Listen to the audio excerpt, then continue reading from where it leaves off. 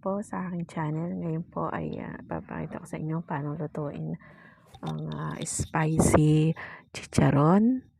Ayan, linisin lang po natin yung 2 kilong balat ng baboy na may mga taba-taba.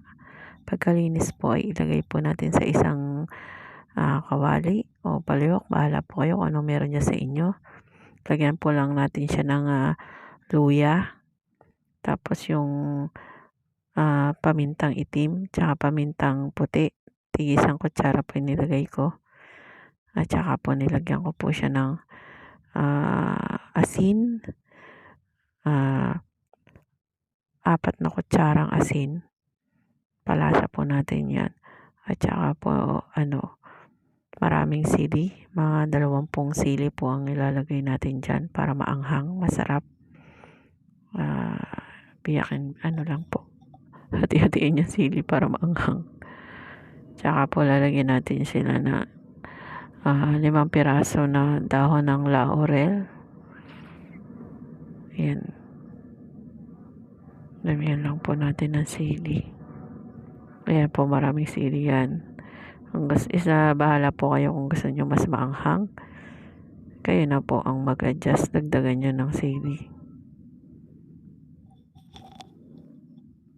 Yan po kasing dahon ng kanila nagpapalis ng amoy ng karne. Tsaka masarap po ang lasa ng ating chicharon pagka may dahon ng laurel.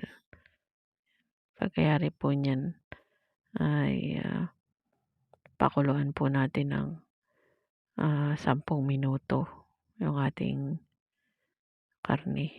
Ayan. Para lang po pumunta yung lasa dun sa balat. Kaya na po, tsaka po para madaling hiwa-hiwain. Pagkayari po niyan, hanguin at palamigin. Pag malamig na po siya, tsaka po natin hati-hatiin. Ayan. Palamigin muna po natin. Tsaka hatiin. Madali lang pong hatiin. Ayan, ang ganyan. Bahala na po kayo kung gaano kalaki ang pagkakahati nyo. Ayan po. Tuyo na siya. Tapos po iluto uli natin siya. Lagyan lang po natin siya ng pag hindi po kasi mataba, hindi lalabas yung mantika. So, lagyan po natin siya ng mga 1 tasang mantika. At ayun, lalabas na po kusa yung mantika. Yan, hanggang sa maging antala. Matigas po yan.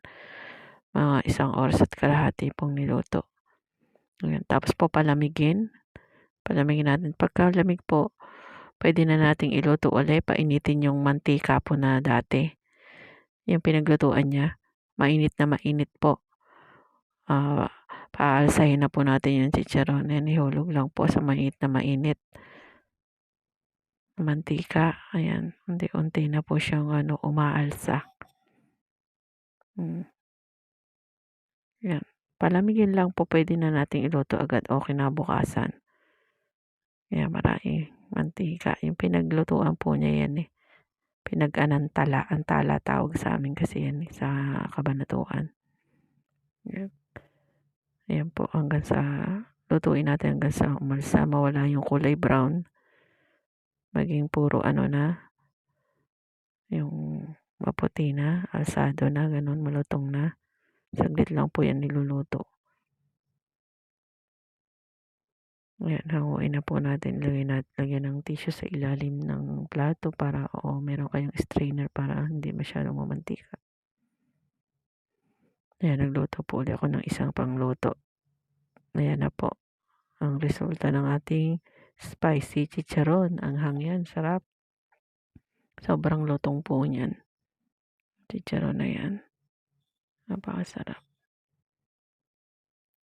Mayroon po tayong sausawan suka na may sili din. Sobrang lutong. Sobrang lutong po niyan. Napakasarap. Tapos po yung natirang inantala, abot po yan ng ilang buwan. Basta ilagay nyo lang po sa jar. Thank you po. Don't forget to like and subscribe to my channel. Have a nice day.